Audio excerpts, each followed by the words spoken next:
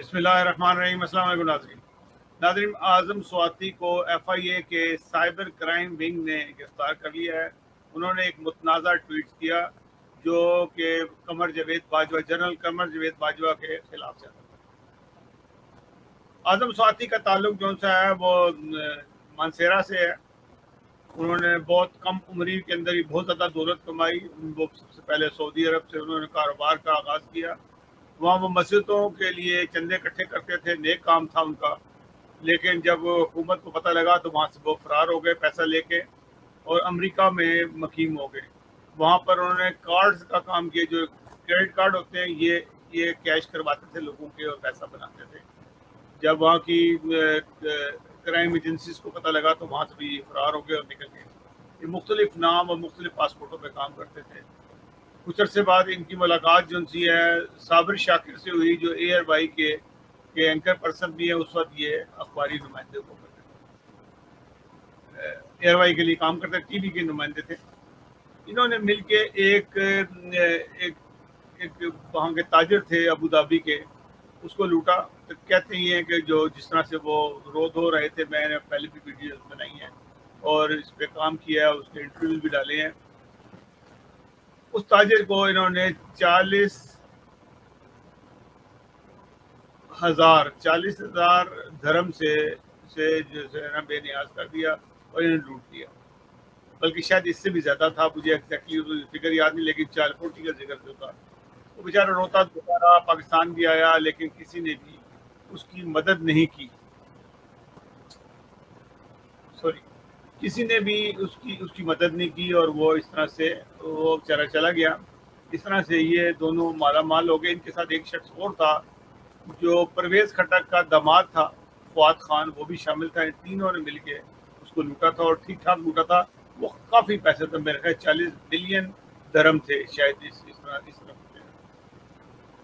پھر اس کے بعد یہ کیونکہ پیسہ ان کے پاس بہت تھا، پاکستان میں زلزلہ آیا، تو زلزلے میں جو سب سے زیادہ پاپولر ہوا ہے شخص وہ اعظم سواتی تھا، جس نے $1 کروڑ کا بل جو ہوتا ہے نا، نوٹ، وہ دیا ڈونیشن میں۔ وہاں پہ ساری انتظامیہ ہل گئی کہ اتنا بڑا نوٹ کو ہم کہاں پہ سنبھالیں گے، تو بہت بڑی رقم تھی وہ۔ ایس ایس پی آ گیا وہاں پہ، اور وہاں کے اور بڑے بڑے لوگ آ گئے کہ اس کو ہم سنبھالیں تو کیسے سنبھالیں۔ باقاعدہ ایک گاڑی آئی جس میں کیش مین، جس میں وہ نوٹ رکھ کے لے کے آیا گیا۔ کچھ دیر بعد پتہ لگا، کچھ دیر سے بعد لگا کہ یہ نوٹ تو جعلی تھا۔ انہوں نے ان کو قابو کر لیا کہ بھائی تم نے تو یہ ڈرامہ کر لیا اور اپنی واہ کروا لی، تو اس سے پھر کافی سارے پیسے وصول کیے۔ تو یہ اس قسم کی نوسر بازی ہیں یہ اکثر کرتے تھے۔ پھر ان کو سیاست کا بخار چڑھا۔ سب سے پہلے انہوں نے مذہبی جماعت جمعیت علماء اسلام فضل الرحمان گروپ کو جوائن کیا، اور ان کے یہ ممبر آف پارلیمنٹ بنے اور ان کو وزارت دی۔ وہاں بھی خوب پیسہ بناتے رہے یہ، لیکن کیونکہ وہاں آلریڈی نوسر باز بہت سارے موجود تھے اور لوٹنے والے بندے تھے، تو ان کی وہاں دال نہیں گلی، کیونکہ نہ تو ان کو مذہب کا پتہ تھا، مذہب میں ٹانگ توڑاتے تھے، وہ تو ایک دھن میں لگے ہوئے ہیں۔ تو انہوں نے بھی کئی دفعہ ایسا کیا۔ پھر انہوں نے پی ٹی آئی جوائن کر لی۔ پی ٹی آئی کے اندر ان کو کافی شہرت ملی اور وزارت ملی، کوئی پیسہ ان کے پاس تھا، پیسہ لگاتے رہے، اور یہ ممبر آف پارلیمنٹ بھی بن گئے۔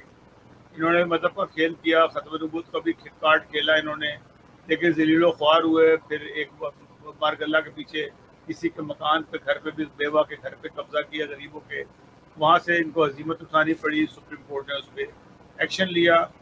اور یہ ان کی مختصر کہانی ہے جو میں نے آپ کو بتا دی، تاکہ یہ آپ کو پتہ لگے کہ یہ کون صاحب ہیں جو یہ کام کرتے ہیں۔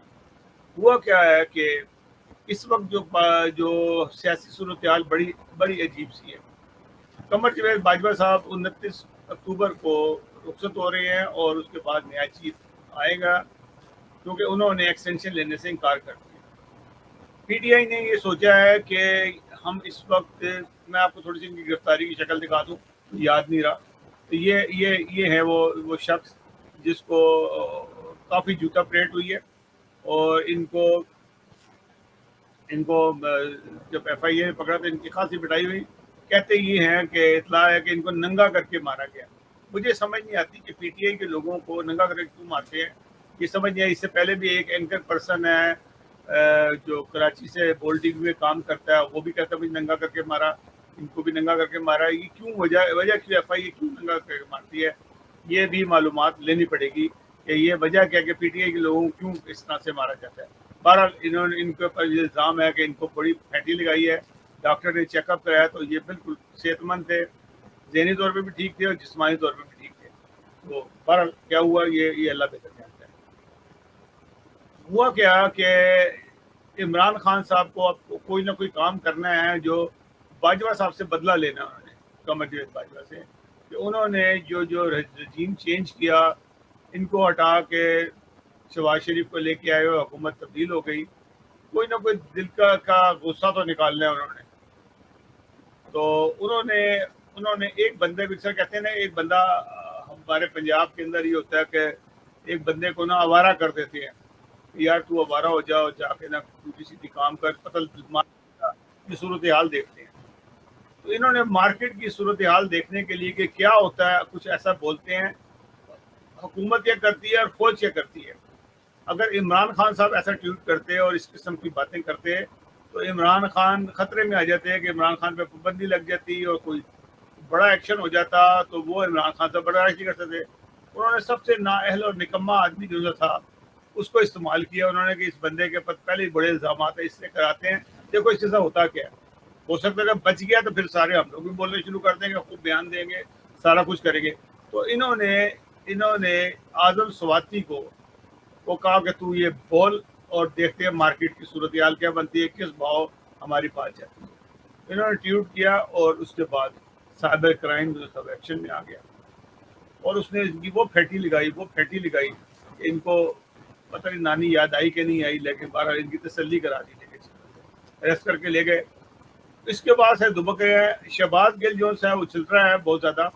شہباز گل حالانکہ ابھی وہ بھی اسی قسم کی صورتحال سے ہو کے آیا، کیونکہ وہ پکا ہو گیا، اس کو اب محسوس نہیں ہوتا. اس کو بھی اگر انہوں نے کپڑے اتار کے مارا تو وہ عادی ہو گیا، اس کو شاید اب محسوس نہ ہو.